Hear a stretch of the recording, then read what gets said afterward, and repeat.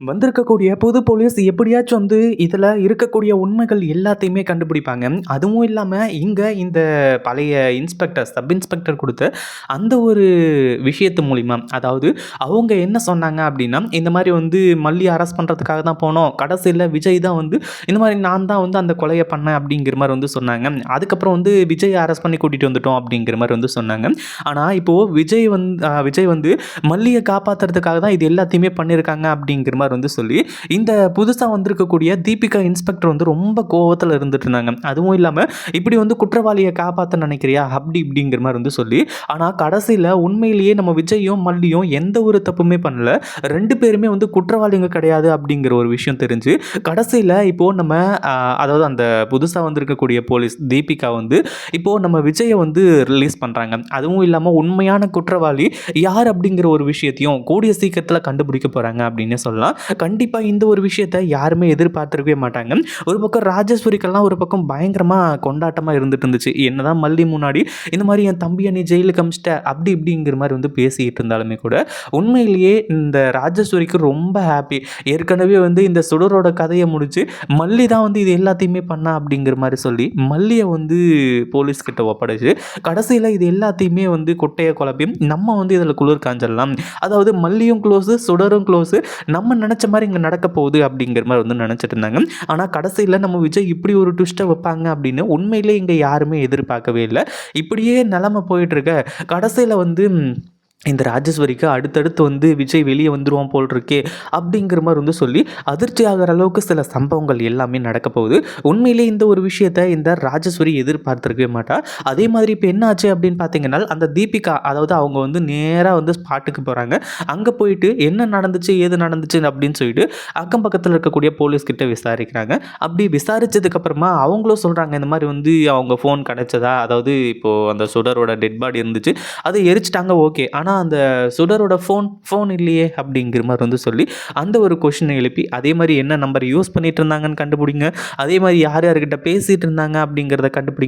இப்படின்ற மாரி பல விஷயங்கள சொன்னாங்க. இப்போ அங்கிருந்து வந்த இந்த தீபிகா மேடம் வந்து நேரா வந்து விஜய் கிட்ட பயங்கரமான கோவத்தோடையும், வன்மத்தோடையும் பேசிக்கிட்டு இருக்காங்க.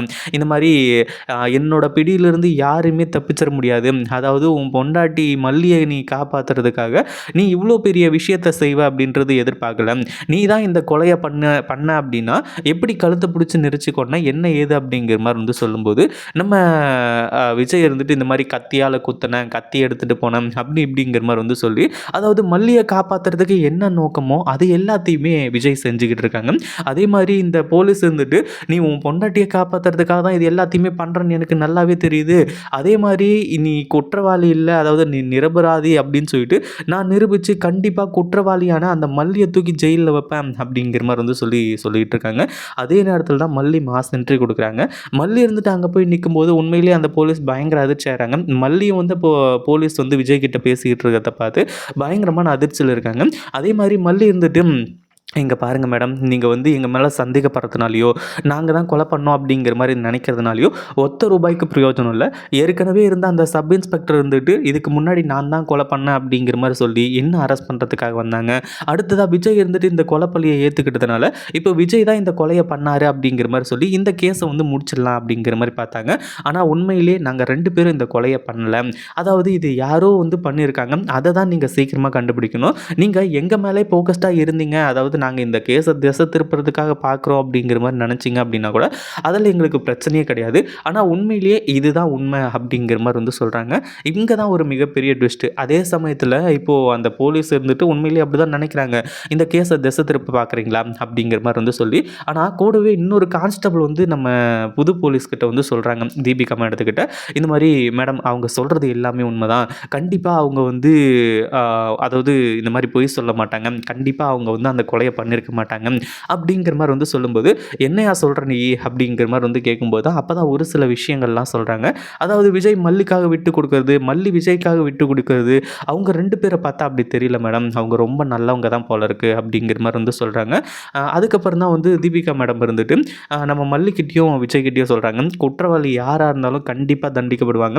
அதே மாரி என்ன ஏமாத்தணும் அப்படிங்கிற மாரி நீங்க நெனச்சீங்க அப்படின்னா, கண்டிப்பா நான் சும்மா விட மாட்டேன் அப்படிங்கிற மாரியும் வந்து சொல்றாங்க. இத்தனையும் முடிஞ்சுது. அதே மாதிரி இப்போ தீபிகா மேடம் இருந்துட்டு இந்த கொலையில சம்மந்தப்பட்டிருக்கக்கூடிய ஒரு சில எவிடன்ஸ் எல்லாம் கண்டுபிடிக்கிறாங்க. அதில மல்லியும், விஜயும் வந்து எந்த ஒரு தவறும் செய்யல. விஜயும் இந்த கொலைய பண்ணல அப்படிங்கிற மாரி வந்து சொல்லி ஆதாரங்கள் கிடைச்சிருது. அதுக்கப்புறம் தான் வந்து மல்லி அவ்வளோ ஏற்பாடு பண்ணி ஜாமீனுக்கு வந்து இது பண்ணதுக்கப்புறமா நம்ம விஜய்க்கு ஜாமீனும் கிடச்சிருது. உண்மையிலேயே இதை யாருமே எதிர்பார்க்கவே இல்ல. ஏன்னா இந்த சுடரோட கொலை கேஸில இந்த விஜய் வந்து ஜெயிலுக்கு போயிடுவாரு. அது மட்டும் இல்லாம கொலை பண்ணவங்க வந்து நமக்கு எந்த ஒரு பிரச்சனையும் இல்ல அப்படிங்கிற மாரி வந்து சொல்லி ஹேப்பியா இருந்துட்டு இருந்தாங்க. ஆனா உண்மையிலேயே ஹேப்பியா இருக்க முடியுமா அப்படின்னு கேட்டீங்கன்னா, கண்டிப்பா கிடையாது. அதே மாரி நம்ம அ விஜய் வந்து இந்த தீபிகா மேடத்துக்கு அடுத்ததா ஹெல்ப் பண்ண போறாங்க அப்படிங்கிறது தான் இதில இருக்கக்கூடிய மிகப்பெரிய ஒரு நல்ல விஷயம் அப்படின்னே சொல்லலாம். அதாவது என்ன ஆச்சு அப்படின்னு பார்த்தீங்கன்னா, ஒரு பக்கம் வந்து இப்போ தீபிகா மேடம் இருந்துட்டு நம்ம விஜய வந்து விடுவிச்சுறாங்க. நம்ம விஜய் வந்துட்டு ரொம்ப நன்றி மேடம் எங்க மேல நம்பிக்கை வச்சிருக்கிறதுக்கு. அதே மாதிரி சுடர கொன்னவங்கள கண்டிப்பா நம்ம விடவே கூடாது.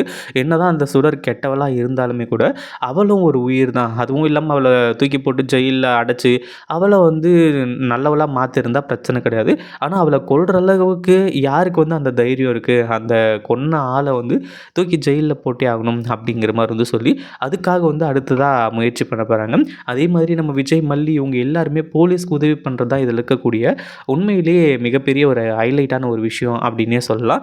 இதை பற்றி நீங்கள் என்ன நினைக்கிறீங்க? அந்த வீடியோ பிடிச்சிருந்தா லைக் பண்ணுங்கள், ஷேர் பண்ணுங்கள். இப்போ தான் நம்ம சேனலுக்கு ஃபர்ஸ்ட் டைம் வரீங்க அப்படின்னா கீழே இருக்க சப்ஸ்கிரைப் பட்டனை ப்ரெஸ் பண்ணிக்கோங்க.